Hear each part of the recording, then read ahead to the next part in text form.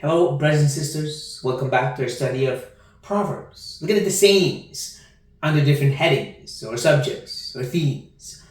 We saw last time the counterbalance between laziness and diligence. And I thought, what better place to go than wealth, riches, because that's what they're supposed to bring or take away if you're diligent or lazy. And actually, the book of Proverbs has a lot to say on this subject. So I'm going to break it down into two videos. And this first one will focus on the good of riches and wealth, but also the dangers, which will end up bringing us to the counterbalance. How do we stay focused in the middle? Because they are good of it, because there's also dangers for it, we want to be in the middle. So that's what we're looking at today. I just want to remind you though, the book of Proverbs is not the law. It's not about do this and you'll get that. That's the law. Book of Proverbs might have some commands, but for the most part, it's a mixed bag. Sometimes there's just observation. This usually what happens. Or this is what's going on here. And we need to keep that in mind. So we start with chapter 22 and we read this. The rich rules over the poor, and the borrower is the slave of the lender. This is what I would call an observation. Generally speaking, the one who is rich will have much land on where the people, the poor, will have to work on, and he will be their boss. Like people who have many big companies because they're so rich and powerful, and people who work for them, the poor. But on the counterbalance, though, you have those who are so poor to borrow, and they become slaves to the lenders, right? Slaves to the banks, like we say nowadays. Because you need to borrow for a house and other things. You're kind of slaves. You'll have to pay the rent, the percentage they say. So this is just a general truth.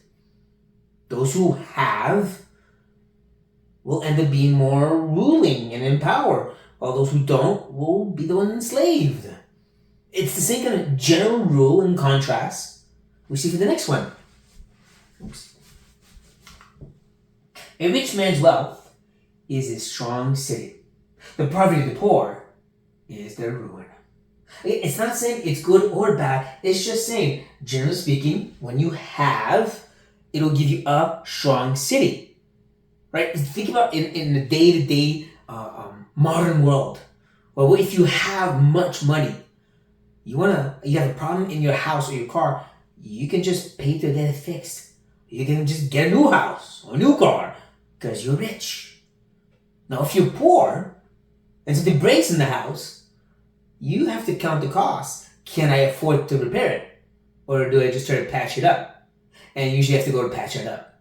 The problem with patching up a lot of stuff, it ends up breaking down and then the car doesn't work anymore, or the house, right? It's just a general truth. Having makes it easier, gives you greater opportunities, while not having makes life more difficult, brings more ruin or destruction in your life.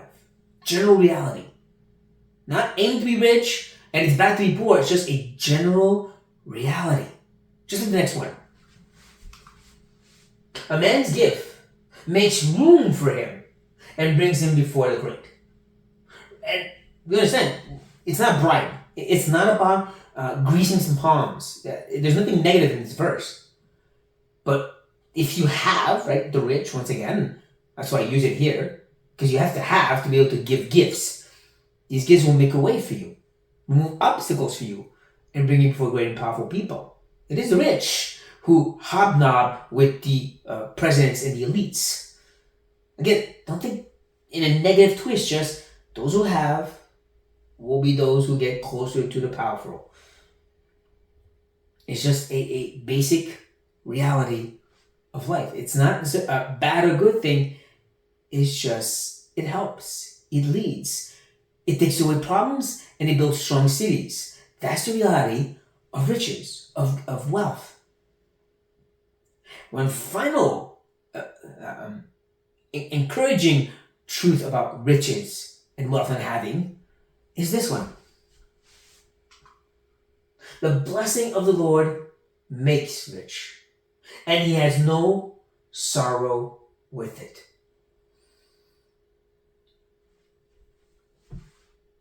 We see that there is moments where riches, wealth, is a gift of God. We can see in the Old Testament from Abraham all the way through to Israel. God's blessings, favor, if you will, does come with riches, with wealth sometimes. Now, the fact that he has no sorrow with it could mean two things. Because it is a blessing of the Lord, is of God, it's not just the riches itself that brings no sorrow. It's the blessing of the Lord. Because it's of God, then you won't have any problems with it. It's of God. But again, not because you have means automatically it's a blessing of God. That's not what it says. It's the blessing of God. That's the starting point. Could bring riches. And because it's the blessing of God, it comes without sorrows. But there's another way to see it. And actually see it in the Hebrew text itself. So the way the Hebrew is formulated, it could be saying here also that there's no toil to do to get it. There's sorrow could be the toil to get it. No, it's because it's a blessing of God, there's nothing you can do to get it. So it's not about the riches. It's about when it's of God, it's not in your hands to do. It's of grace. Which is a good reminder. Because even though you can work hard, it's God who decides. God who blesses as he sees fit. So again, the point is not the riches. The point is when it's a blessing of God.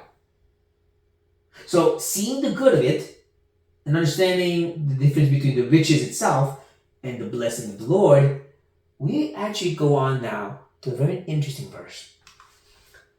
A rich man's wealth is a strong city, and like a high wall in his imagination. Now you might say, wait a second, didn't we just read that one? No, but it does start the same way. A rich man's wealth is a strong city. That sounded like a good thing before, and it was. But here it becomes a bad thing because he's trying to make it, right, in his imagination, trying to make it a strong city. So he's trusting too much in the riches and not enough in the fact that it's of God. Is kind of the idea here. So there's times where having from God means you'll be okay, which is a good thing, not bad. It's not bad to have, especially if it's from God. But when you start putting all your trust in that, and making sure you have enough, and get irritated if he takes some away, then it becomes bad. Then there's a danger. And speaking of the danger of it, let's move on to chapter 23. Two little verses that really speaks to the danger of wealth and riches. Do not toil to acquire wealth. Be discerning enough to desist. When your eyes light on it, it is gone. For suddenly it sprouts wings, flying like an eagle towards heaven. Again, we had this idea of toiling.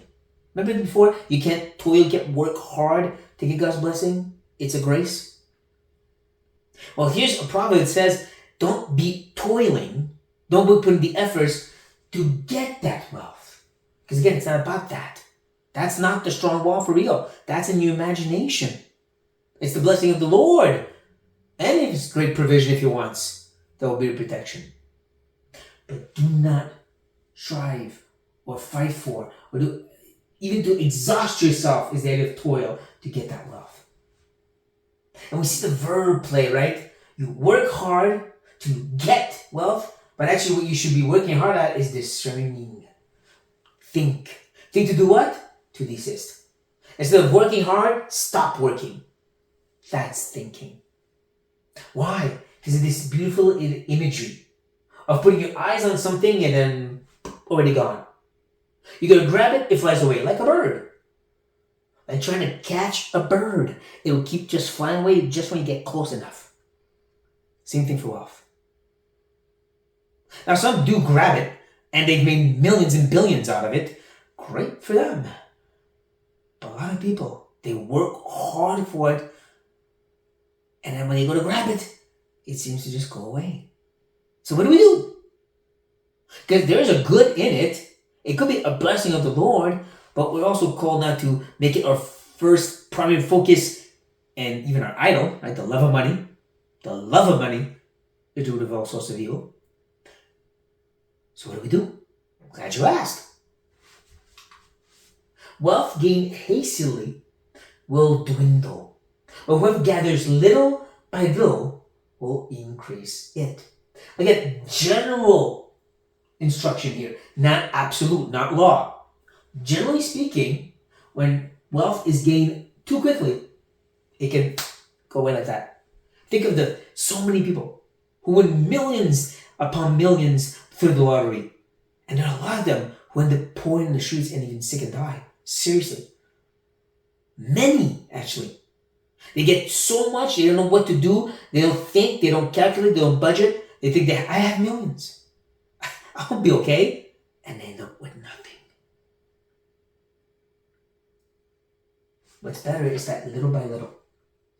And we see the two verbs either gaining and too quickly to instead the gathering and little by little.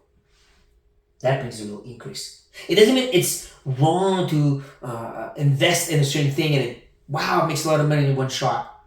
That's not the point. Again, not an absolute or general truth. Usually, when you have to work for it, you'll be more careful with it. That's the point. You'll be increasing because you'll be careful with what you worked hard to get. Still in that way of thinking, we have yet another proverb.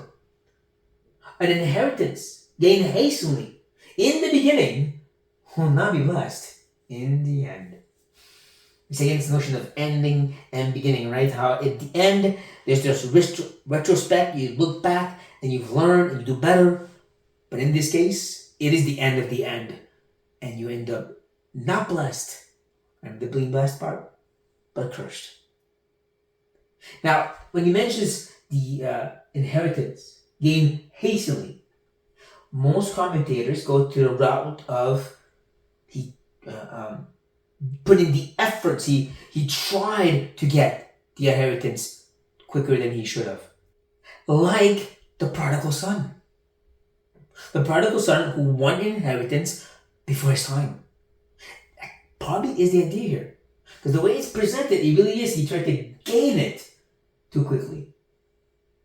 So yeah, if I can get it now, I can already make my life for myself. Dad, you're in my way. But the end won't be blessed. Just like the parable of the prodigal son. That's where he's possibly going here. It is again better, like we saw, little by little. Hard work. Which is what the next proverb says. Where there are no oxen, the manger is clean. But abundant crops come by the strength of the ox. Now, Mark, that has nothing to do with riches. Yes, it does. Just wait. It's all imagery, but the point is that hard work will provide. Here's what I mean. If your the manger, has no oxen in it, you won't have to feed it. He won't poop everywhere. He won't ruin the manger.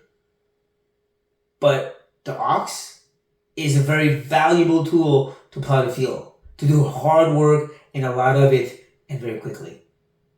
So your manger will stay clean. You won't have as much problems. It won't cost you enough to feed him, but you'll get less stuff in the end because you have to plow by yourself. So that's different. The hard work will be costly, but the return will be great. But less work, we won't be as tired, will not give you as much at the end. That's the point here. Again, the little by little, careful effort to get is what's going to provide for you. Just what the next one says. Whoever loves pleasure will be a poor man. He who loves wine and oil will not be rich.